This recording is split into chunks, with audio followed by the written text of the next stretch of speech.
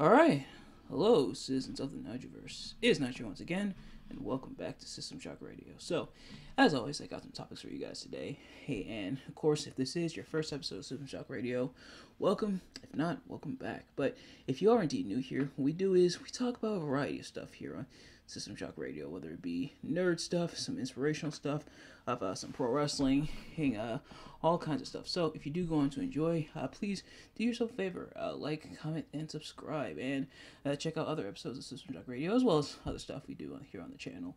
Also, without further ado, let's get right into it. So this first thing we're going to talk about is that we have some closures. Here's some Microsoft Xbox closures. Unfortunately, a bunch happened throughout the week, and some pretty heartbreaking stuff when it comes to these closures. And it always sucks when people when studios close and people unfortunately lose their jobs. But it's even more upsetting for a lot of people who because of seemingly the response from Xbox and from Microsoft, kind of when it comes to these closures. Here's those drew some controversy. So I'm trying to find the article that had showed the studios that were closed here. Or so. This is courtesy of PCGamer.com, and this was posted on May 7th, so a few days ago. So I'm going to read a quick excerpt here. It says, Microsoft's Xbox division has announced a rash of studio closures as part of an effort to prioritize high-impact titles, that's in quotations, according to multiple sources, including IGN and Bloomberg. Including the four announced studio closures are Arcane Austin, Tango Gameworks, Alpha Dog Games, and Roundhouse Games. And scrolling down a bit here. Tango Gameworks irks me in regards to what was said in the previous paragraph, but I'm kind of jumping all over the place here. Tango Gameworks, meanwhile, developed the Evil Within games and Hi-Fi Rush, as well as Ghostwire Tokyo. Both joining Alpha Dog Games and Roundhouse Games, formerly Human Head Studios, in the round of closures. And just scrolling up, I guess I'll read this paragraph too, as it contains info as well. Arcane as a whole has been responsible for several excellent games over the years, such as Dishonored, Prey, and Deathloop. Arcane Austin's most recent effort, Redfall, was far less well received. Arcane Lion will survive Arcane Austin's closure to work on its adaptation of Marvel's Blade. And the reason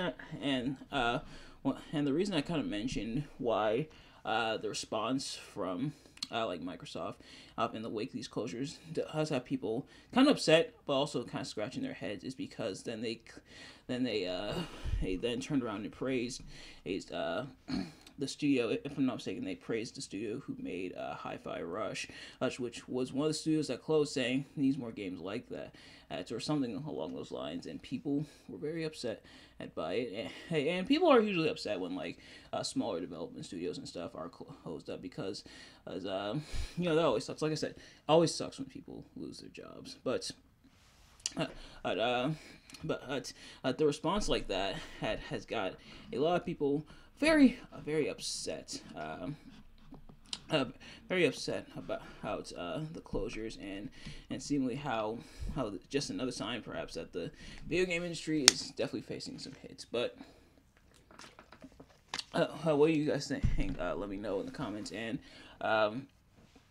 some people had brought up how they're also worried about other studios like Toys for Bob who are going independent, and that might be one of the reasons why Toys for Bob went independent, because they saw the writing on the wall and got out of there. And sure enough, this happens. But smaller studios always being closed up, especially for seemingly no reason, and then to almost double down on it. And apparently looks like there was more cuts, at least kind of from what I was seeing with the articles that I was looking around at, that there may be more closures coming. It's definitely feels like a kick in the teeth.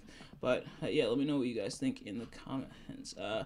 But the next thing we're going to talk about is that we may be getting the news of a Nintendo Switch 2, or at least some new console. So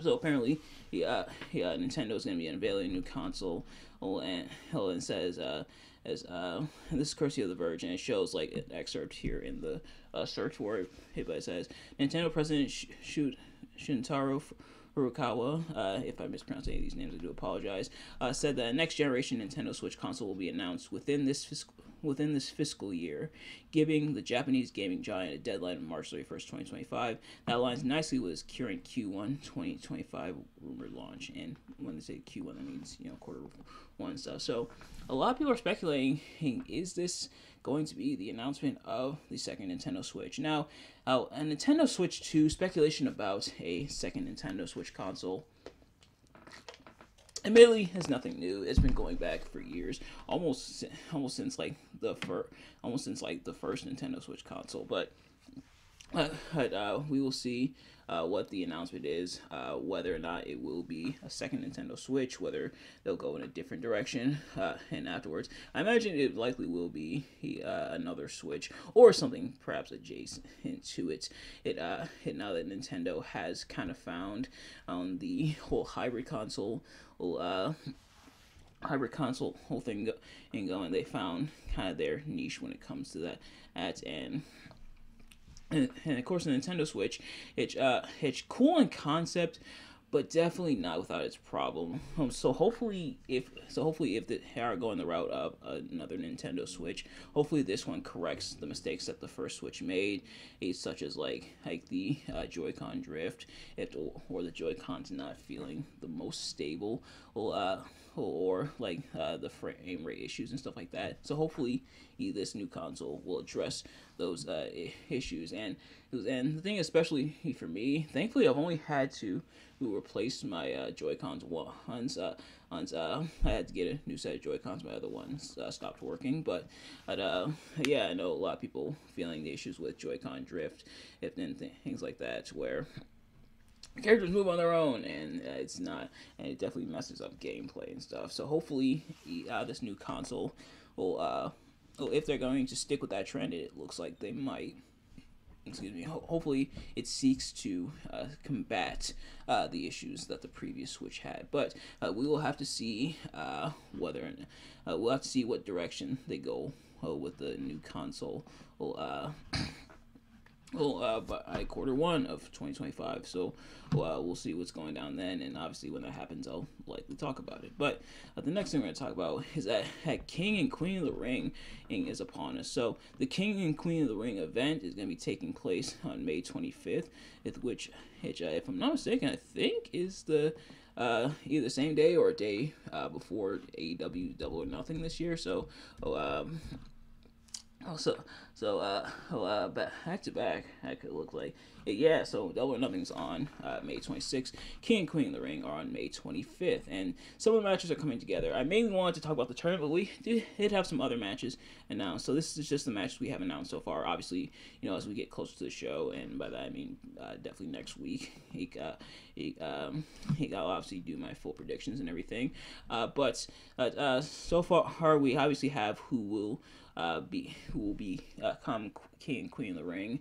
But then we have, for the Women's World Championship, Becky Lynch will be facing Liv Morgan, and Liv Morgan is on her revenge tour.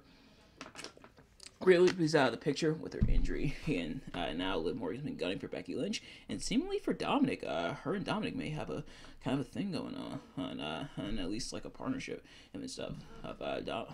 Which it does make sense. Looks like we are heading towards the end of the Judgment Day, and this is just another sign of it. The next match announced is a triple threat for the Intercontinental Championship, that being Sami Zayn defending against Chad Gable and Bronson Reed. Of course, Chad Gable turned on Sami Zayn, ripped him right off his wife's arms, which is very cold, but Bronson Reed also kind of get in the mix. And Bronson Reed's really been the Intercontinental Championship mix since before WrestleMania, but now that WrestleMania has come and gone, and now that Sami's Intercontinental Champion, they're starting that feud up again. So it's kind of a weird heel versus heel dynamic of Bronson Reed versus Chad Gable, but also kind of a interesting face versus heel dynamic in Chad Gable, Bronson Reed, and Sami Zayn.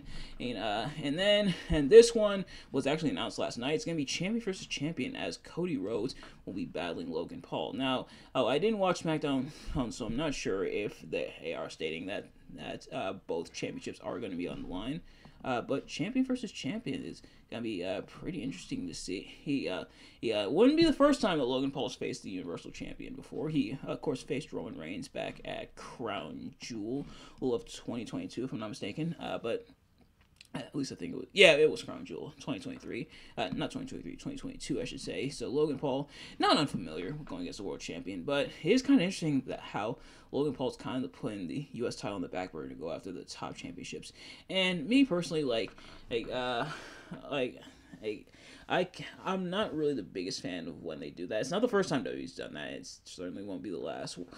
But I feel like you probably should try to avoid, at least for me, at least try to avoid doing that kind of thing. At least if it is going to be both championships on the line, and because then you automatically make the lower card championship, in this case the United States Championship, feel pretty much irrelevant and compared to the World Championship. But for now, it's just being marketed as champion versus champion. We'll see if he will be defending the championship, but against Logan Paul. And Cody Rhodes stated that Cody Rhodes has stated and brought up, and he is right, that he only needs the U.S. Championship to be a Triple Crown champion, in which he does, which I didn't even think about. But yeah, so that's crazy that Cody never won the U.S. title.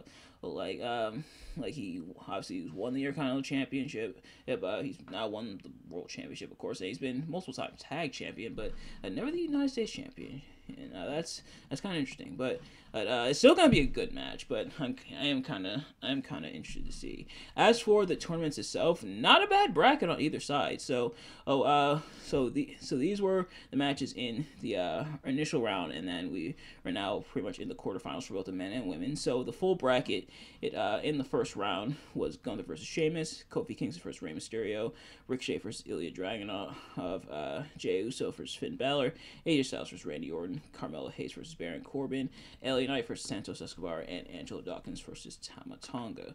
Now, we did have some replacements. Initially, it was supposed to be I believe it was supposed to be Drew McIntyre in Jey Uso's spot, but Drew McIntyre was injured, so Jey Uso took over. And then additionally, it was supposed to be Bobby Lashley in Baron Corbin's spot, but he also has been was injured, so they had to be replaced. So far are who we have advancing. Gunther's advanced, Dragunov and Jey Uso have advanced, so it's gonna be Ilya Dragunov versus Jey Uso. Both Randy Orton and Carmelo Hayes have advanced, and Tama Tonga has advanced as well. Also, we're still waiting on LA Knight for Santos Escobar, so and Kofi versus Rey. So I imagine those will take place on Raw and SmackDown of next week, which is kind of it's kind of weird how SmackDown only has 2 matches within the bracket, meanwhile Raw has 6. Actually my math might be a little off. 1, 2, 3, 4. No, so it is. Wait a minute. Let's see. Okay, so it's 4 and 4. So it's 8 from Raw and then 8 from SmackDown. Sorry, my math was off a little bit. But yeah. So I think it's also kind of the placement where the head show where Raw and SmackDown is here on this bracket. This is courtesy of good old Wikipedia, but his show Wikipedia isn't always reliable. I think it's more so the placement of it. But yeah, so not a bad bracket, especially like some of the matches that people were really excited about that I missed out on. So I gotta go back and check them out. Like Gunther going against Sheamus, Ricochet going against Ilya Dragunov, which apparently they had a hell of a match, and and we might get Dragunov versus Gunther in the semifinals, and obviously the winner will come down to who wins on the Raw bracket versus who wins on the SmackDown bracket. As for who I think could and possibly should go to the finals, this could go a variety of ways. Hey, some people are saying AJ Styles versus Gunther, which would not be, which let me tell you now, would not be a bad match. Like if they made it to the finals, that would be a pretty solid match. I imagine, I imagine LA Knight might make it far into the tournament as well. Although Santos was getting that momentum would be really cool as well. But yeah. As for the women's bracket, on the Raw side of things, we have Shayna Baszler and Zelina Vega. They're going 1-1. Io Sky and Natalya, which Io Sky has advanced. Dakota Kai and Lyra Valkyria, and Ivy Nile and Zoe Stark. Meanwhile, on the SmackDown bracket, we have Naomi and Nia Jax, Jade Cargill and Piper Niven, which Lyra Valkyria and Zoe Stark also advanced on Raw, but Nia Jax and Jade Cargill advanced for SmackDown. And then Mi Chin and Tiffany Stratton, and then Bianca Belair and Candice LeRae. Now, I imagine a few things mentioned. First of all, Nia Jax and Jade Cargill are gonna face off. Ooh, that's gonna be an interesting one. And Lyra Valkyria also advancing is pretty cool. Tiffany Stratton, I imagine, will probably advance as well. Because it looks like they're gonna have Mishin on NXT for the time being. She's gunning for the NXT Women's North American Championship. But we do have the full list so far of like people who were pulled for not being medically cleared to compete, /injured. So it's supposed to be Xavier Woods, Drew McIntyre, and Bobby Lashley were pulled. So I gotta see who replaced Xavier Woods. I think Xavier Woods is on. I think the New Day stayed on. Oh, okay. So New Day is on the Raw brand, so it had to be somebody from Raw. But I forgot who exactly. Oh yeah. It was Kofi who replaced Xavier Woods, because it was supposed to be Xavier at first. Xavier, of course, won King of the Ring back in 2021, if I'm not mistaken. But yeah, Kofi sticking up for his New Day brethren, and then Asuka was also pulled from tournament for injury. Man, the injury list just keeps growing and growing. It's really depressing to see. Like I said, thankfully this happened after WrestleMania time, but still, people getting injured always does suck. But yeah, but as for the women who I want to see in the finals, I imagine there is a good chance Jade Cargill will make it to the finals, and it'd be pretty cool. Like they're definitely pushing her now that she's like competing more and more on the roster and everything. Naomi's already out, so that one's out. Screw it. Let's do Bianca Belair versus Jade Cargill early. Now, granted, they're probably bound to fight at some point, but either they're doing Bianca Belair versus Jade Cargill now, or they might hold out till SummerSlam. But have them face now and then have them rematch at SummerSlam. So yeah, you know what? Give me that for the finals. Give me or actually, Bianca's also on SmackDown. Never mind. So I imagine they'll probably face earlier than that, but. I also want there's quite a few names. Man, there is quite a few names that I could feasibly see. I would like to see Lyra Valkyria go to the finals as well, but she just got called up. Shayna versus Jade, I think, would also be kind of cool. But you know what? I think you know what? Call me crazy. I think I'm gonna go Io Sky versus Jade Cargill. Even though Damage Control is now on Raw, they might not be done with kind of that feud just yet. At the big three, that being versus Damage Control. So, give me Io Sky versus Jade Cargill. But that's so many possibilities. But let me know, who do you guys want to see go to the finals as we prepare for King and Queen of the Ring in Jeddah, Saudi Arabia. But of course, speaking of Saudi Arabia, the next thing we're gonna talk about is that they apparently want to host WrestleMania and or the Royal Rumble. So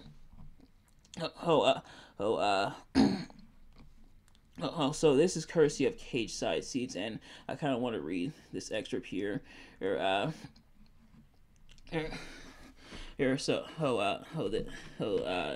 to read real quick. It says, yesterday, May 7th, and this article is published on May 8th, I think. Yep, published on May 8th. So it says, yesterday, May 7th, the Saudi Arabia General Entertainment Authority announced an extension of its partnership with the UFC. Now it's getting ready to do the same with the other brand of the TKO umbrella, WWE. It doesn't sound like this will be a simple extension either. GES chairman Turkey Al-Sheikh tells ESPN, and again, if I mispronounce any of these names, I do apologize. Turkey Al-Sheikh tells ESPN it will be an enhancement of the existing deal that's brought at least one WWE premium live event to Saudi Arabia since 2018.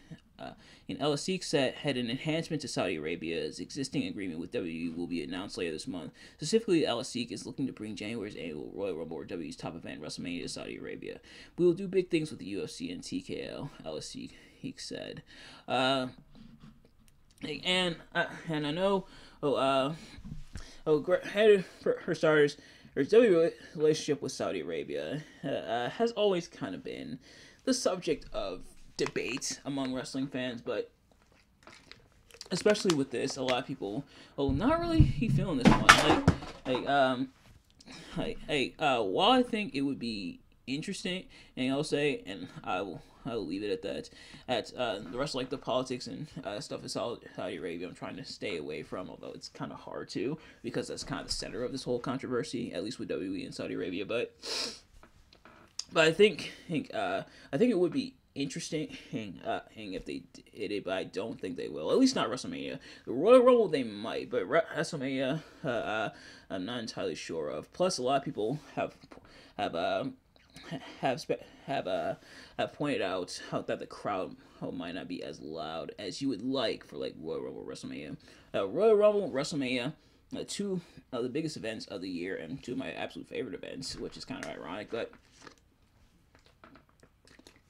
those are all these events that get big pops because of big moments. With Royal Rumble, it's about the returns, it's about the Rumble match itself, who's winning. For WrestleMania, sometimes it's about the returns, but it's also about the big moments and stuff like that. You want a very vocal, loud crowd. Possibly Leon France? Yeah, I tried. But, yeah, so that also drawing some ire when it comes to certain people. But let me know what you guys think. Do I think it'll happen? There's a possibility he'll have to really evaluate. It's obviously not gonna happen next year, because next year Las Vegas has got locked down, at least for WrestleMania. Find out more about that in my discussion of it. But I think it would be interesting to see either those events, and especially see WrestleMania go international. I don't think it's going to happen, at least not anytime soon, but that's just me. But the last thing I want to talk about is that tomorrow is Mother's Day. Hey, and around this time I always talk briefly about Mother's Day.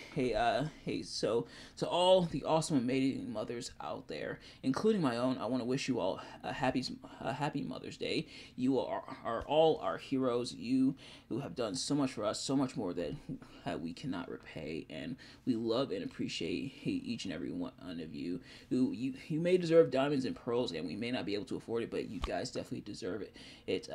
So to all the awesome, amazing mothers out there who are doing everything they can for their children, and us, your children, love you back as well. So we embrace, haste, and show love to all the mothers tomorrow, and today, and really every day, but especially tomorrow. So happy Mother's Day. Hey, I'm actually going to brunch with my mom tomorrow, so we're celebrating with her, but I also have a follow-up celebration. And so I've decided this year for Mother's Day and Father's Day, I'll do something a little bit different on the channel. I'll be reviewing their favorite movies. So tomorrow for my mom, I'm reviewing The 5 Heartbeats. And then you'll find out the review as we get closer to Father's Day. But yeah, so happy Mother's Day to all the awesome, amazing mothers out there, including my own. But nevertheless, that is going to do it for this episode. Thank you all so much for watching. I hope you enjoyed. If you did, please do me a favor. Like, comment, subscribe, share with your friends, and turn on post notifications so you know every time I upload a video, so you can see as soon as it drops. And let me know in the comments below your thoughts on anything I talked about in this episode. Thank you all so much for watching. I'll see you guys later. Peace.